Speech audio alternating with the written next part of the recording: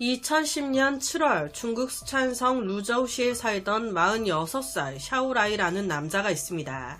그는요, 몸이 많이 좋지 않았어요. 질병으로 인해 일을 할 수 없게 됐고, 그러면서 이 아내가 그를 버리고 가버렸습니다.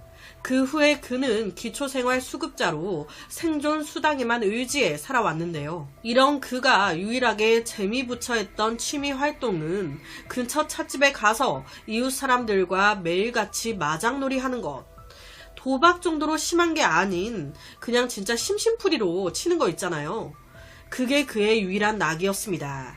그런데 매일같이 하루도 안 빼놓고 나와 마작을 하던 그가 언제부턴가 안 보이는 거예요. 이 남자 안 나올 사람이 아닌데 전화해도 안 받고 찾아가도 기척도 없고 몸이 안 좋다는 걸 알고 있었기 때문에 이 주위 사람들 불현듯 조금 불길한 예감이 들었던 거예요. 그래서 이 찻집 주인이 이 샤오라이의 남동생에게 전화를 겁니다.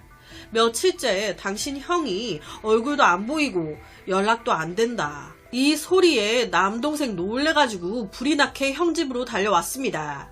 형! 역시나 아무리 두드려도 대답이 없어. 샤오라이의 집은요, 주택 2층에 있었습니다. 집 건물 앞에 딱 나와서 보니 2층 베란다 쪽 문이 열려있네. 바로 남동생이 사다리를 이용 그 주택 외벽을 타고 올라가가지고 베란다로 들어간 거예요. 딱 들어갔더니 집안이 온통 엉망진창이야. 그리고 이게 무슨 냄새야? 생선 비린내에 1000배 이상 되는 썩은 내가. 순간 더 불길한 느낌에 형? 하면서 안방으로 딱 들어가는데 안방에 아무도 없는 거예요. 거실에도 없고. 집안에 아무도 없네. 그런데 이 말로 표현 못할 이 썩은 냄새가 옷장 안에서 나고 있는데, 와, 이 옷장 문을 딱 열려고 그 옷장 문고리 잡을 때 그 심정이, 저는 불길한 느낌에 못 열어보고 아무것도 없다 한들 무서움에 바로 신고 먼저 할 것 같은데, 여튼 이때 이 남동생은 그 옷장 문을 팍 엽니다. 열었더니 거기에 형이 고약한 냄새를 풍기면서 이불에 쌓여있네. 와, 확인 결과 이 샤오라이 사망한 지 일주일이 지난 것으로 발견됐습니다. 그러니까 사망하고 일주일 지나 발견된 거예요. 그러니까 그 냄새가 오죽했겠어요. 사망 사인은 둔기로 맞은 두개골 손상, 타살을 말하고 있죠. 도대체 혼자 살고 있었던 이 남자에게 무슨 일이 벌어졌던 걸까요? 경찰은 주방에서 핏자국이 묻은 망치를 하나 찾아냈습니다. 아, 이 망치가 범행 흉기구나. 또한 모든 상처가 머리에 집중돼 있었어요. 그러니까 당시 범인이 망치를 딱 들고 머리만을 집중 난도질하듯 내리쳤다는 말입니다. 경찰 촉으로는 이런 경우 범인이 피해자에게 엄청나게 큰 원한이 있는 경우가 큰데, 경찰이 제일 먼저 의심했던 건 이 샤오라이 평소에 마작을 즐겨 했어요. 쳐본 적이 없어. 뭐 작은 돈이긴 하지만 그래도 이 샤오라이는 매번 따는 쪽, 그렇다면 잃는 쪽이 있겠죠.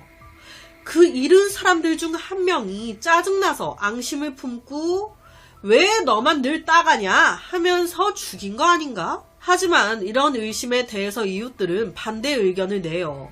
샤오라이, 뭐 마작 잘한다, 잘하긴 하는데 판돈이 진짜 작다. 이걸로 앙심 품고 죽일 정도는. 그리고 우리가 하루 이틀 마장놀이 한 것도 아니고 수십 년을 함께 쳐온 사이인데 지금 와가지고 죽인다? 그리고 마작 같이 하면서 샤오라이와 막 싸우거나 원한 가진 사람도 전혀 없었다고. 다 사이 좋았는데 누가 죽이겠냐라는 거예요. 주위 사람들이 말하는 샤오라이는 너무 착하고 너무 성실하고 좋은 남자였습니다. 하지만 좀 더 수사를 진행한 경찰은 알게 됐어요. 그의 진짜 본 모습을. 이 남자 남한테는 잘하는데 정작 제일 잘해야 하는 자기 가족들한테는 완전 개차반이었네. 사실 제가 앞서 이 아내 샤오라이가 아프면서 그를 두고 집 나갔다 언급했지만 좀 더 자세히 말하면 이 남자 아프기 시작하면서 그렇게 아내를 때린 거예요. 가정폭력을 막 참고 참다가 날 소중하게 생각하지도 않는 사람 곁에 내가 남아있을 필요가 있나. 너 혼자 알아서 죽든지 말든지 몰라. 그렇게 나갔던 거예요. 아내와의 사이에 아들이 하나 있었습니다. 이 아들 또한 성인이 되자마자 분가해서 따로 살았어요. 원래 내 가족한테 더 잘하고 남한테는 좀 차가워도 된다라고 하는데 그 반대였던 거죠. 사건 현장에 문과 창문 강제로 뜯긴 흔적 전혀 없었습니다. 즉 이 범인 너무 편하게 들어왔다는 거죠. 그리고 경찰은 침대 위에서 원피스를 하나 찾아요. 아니 남자 혼자 사는 집에 왜 원피스? 주위 탐문 수사한 결과 한 이웃이 하는 소리가 7월 24일 정오쯤에 낮 12시쯤에 한 여자가 샤오라이 집에 들어가는 걸 본 적이 있다는 거예요. 7월 24일? 샤오라이 죽은 날과 겹치는데? 여자가 샤오라이 집에 들어갔다? 그 여자가 누군데? 경찰은 이 여자를 강력한 용의자로 보고 막 파는데 누구였을까? 다름 아닌 샤오라이의 전처 아내였습니다. 아니 이상하죠? 이 둘은요 정확하게 이혼 절차까지 다 밟아서 엄연히 남남이 된 사이였어요. 그럼 각각 그냥 잘 살면 되는데 왜 찾아왔던 걸까? 혹시 이혼을 딱 하고 살아가다 보니 생각하면 할수록 막 화딱지가 나는 거지. 내가 왜 그렇게 맞고 살아야 했는지, 왜 날 그렇게 때렸는지 막 우라통이 터져 밤에 잠이 안 와. 그래서 복수하려고? 조사한 바에 따르면 이 아내는 이혼한 후에 바로 광둥성으로 갔습니다. 그리고 다른 남자 만나서 재혼했어요. 아니 더 이상하죠? 새로운 남자와 그럼 행복하게 살면 되지. 왜 온 거지? 경찰은 우선 이 전처 바로 잡아들입니다. 그리고 조사 시작하는데 이 전처는요 바로 인정해요. 네, 그날 샤오라이 집에 갔었어요. 왜 갔습니까? 오래 결혼 생활도 했고 이혼한 후에도 꽤 오래 서로 떨어져 살았는데 갑자기 궁금하더라고요. 몸도 아픈 사람이 어떻게 살고 있는지. 그래서 어떻게 사나 싶어서 그래서 갔었어요. 그럼 집에서 원피스가 나왔는데 이거 당신 거예요? 네, 제 거예요.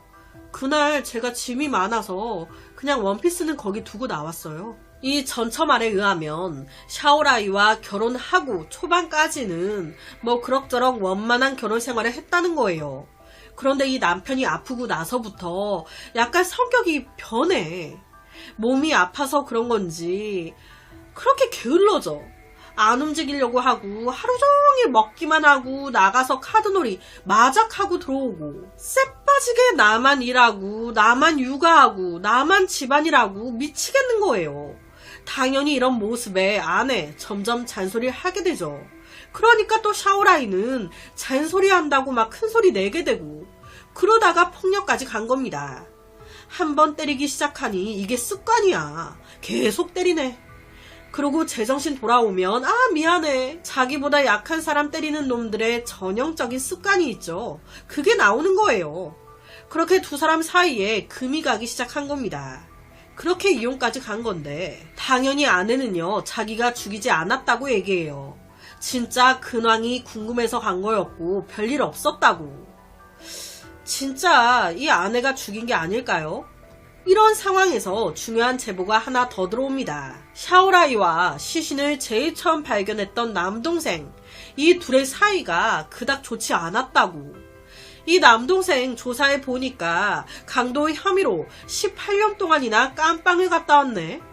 나온 지 얼마 안 돼서 돈이 없구나. 거기다 한 이웃이 하는 소리가 사건의 그날 7월 24일에 전처 말고 오후에 이 남동생이 샤오라이 집 문을 두드리는 걸 또 봤었다는 거예요. 같은 7월 24일 날 전처 말고도 샤오라이 집을 들린 사람이 있었다.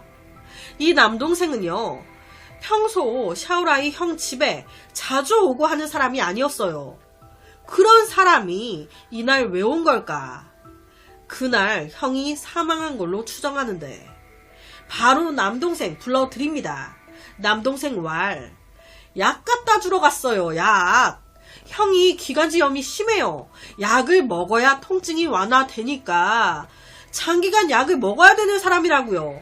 뭐 그게 잘못됐어요? 약 갖다 주러 갔어요. 참, 이 전처도 그렇고 이 남동생도 그렇고 뭐 이들이 죽였다는 증거가 없어. 남동생이 죽인 거 아니야? 사건이 막다른 골목에 다다랐을 때 외지에 있다가 막 돌아온 한 이웃이 중요한 얘기 또 하나 해줍니다. 자기가 7월 24일 날 저녁에 청두에 급한 일이 있어서 집에 있다가 딱 나왔는데 그때 한 남자가 샤오라이 집에 들어가는 모습을 우연히 봤다는 겁니다. 그 남자가 누구였는데? 그 남자는 다름 아닌 샤오라이의 아들이었어요. 이 아들은 집 열쇠를 가지고 있었습니다. 즉 언제든지 아버지 집에 드나들 수 있었죠. 이 아버지 샤오라이 또한 아들이니까 경계하거나 하지 않았을 거고 편하게 됐을 거예요. 이 아들의 체격은 매우 건장했습니다. 하지만 아버지는 병에 걸려 몸이 약했어요. 아버지 하나 제압하는 건 일도 아니었겠죠. 자, 여러분, 지금 용의선상에 오른 사람, 7월 24일 사망 추정 시간 그의 집을 드나든 사람 3명입니다. 아들, 전처, 샤오라이의 남동생. 범인은 누굴까요? 남편의 가정폭력에 한이 있었던 전처가 다시 돌아와 죽인 걸까요? 아니면 경제적으로 궁핍했던 남동생이 돈을 요구하면서 죽인 걸까? 아니면 아들이 이런 불우한 가정사의 아버지를 원망해 죽인 걸까요? 경찰은 바로 이 아들을 신문하기 위해 불러들이려고 했습니다. 그런데 이 아들, 아버지가 살해된 후에 어디로 간 건지 집에도 없고 연락도 안 되고 뭔가 꼬린내가 나죠. 그래서 경찰 각 지역에 숲에 내려버립니다. 결론은 2010년 8월 3일 광둥성 경찰에 의해 잡혀요.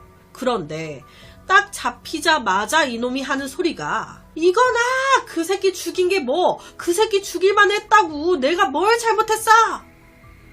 아들, 네가 죽였구나. 그렇다면 이 아들 왜 자기 아버지 죽인 걸까요? 사건의 진상은 이렇습니다. 7월 24일 밤 이때 아들의 심리 상태가 또 직장에서 잘렸어. 나름 열심히 한다고 했는데 왜 자꾸 엎어지는 거야? 이러면서 우울증이 약간 온 상태였어요. 그 상태에서 그날 간만에 아버지 집에 갔던 겁니다. 앞서 언급했지만 이 샤오라이, 자기 가족들한테는 굉장히 차가운 남자였어요. 다정한 아버지가 아니었습니다. 이 샤오라이는 자기 아내뿐만이 아닌 이 아들이 어렸을 적부터 엄청 때려댔었어요. 아버지 샤오라이, 항상 아들을 때리고 꾸짖었었지만 결국 아버지 품이 그 집이 아들의 안식처, 피난처였던 거죠. 그날 또 일이 잘려가지고 의기소침해서 집에 딱 돌아왔는데 이 샤오라이 아들을 보자마자 잔소리하기 시작한 겁니다. 아이고 또 잘렸냐? 너 왜 그러냐 이 새끼야. 네가 하는 일이 다 그렇지 뭐. 네가 얼마나 멍청이같이 일을 하면 다 널 그렇게 싫어해서 자르냐? 이런 식으로. 그러니까 아들 열받으니 받아치죠. 그렇게 서로 말싸움이 시작되면서 열받은 이 아버지 샤오라이가 이 새끼가 아버지한테 따박따박 대들고 그냥 하면서 뺨을 한 대 친 거예요. 여기서 이 아들 터져버린 겁니다. 이 아들은 어릴 적부터 아버지에게 늘 칭찬이 아닌 꾸중만 듣고 자라왔어요. 꾸중과 체벌의 그늘에서 자랐습니다. 그 몇 년 동안 묵은 원한이 이 순간 다 터져버린 거예요. 내가 왜 이렇게 사는데? 왜 이렇게 됐는데? 어렸을 때부터 보고 배운 게 아버지의 행동이에요. 욕하고 때리고 폭력적인. 아버지의 이런 행동을 아들이 그대로 받았어. 그날 모든 게 터지면서 아버지가 자신에게 했었던 것처럼 똑같이 아버지에게 한 겁니다. 주먹으로 때리고 화를 못 이겨 망치를 들고 내리쳐버린 거죠. 신문을 받으면서 아들은 눈물을 흘렸습니다. 내가 내 아버지를 죽였다는 게 이 상황을 믿을 수가 없다고. 하지만 후회해도 늦었죠. 이 아들 무기징역을 선고받았습니다. 오늘 이 사건은요, 제가 준비하면서 이 부모라는 위치가 굉장히 자식들 한 사람의 인생을 좌우할 정도로 굉장히 중요한 인물이고 중요한 위치에 있구나 라는 걸 다시 한번 느꼈어요. 만약 이 아들이 이런 부모가 아닌 매사에 긍정적이고 웃음이 가득한 부모 밑에서 자랐다면 이 아들의 인생도 달라졌을 수 있지 않았을까 라는 생각이 조심스럽게 조금 들더라고요. 그래서 오늘은 실제 중국에서 벌어졌던 한 살인사건을 가지고 왔습니다.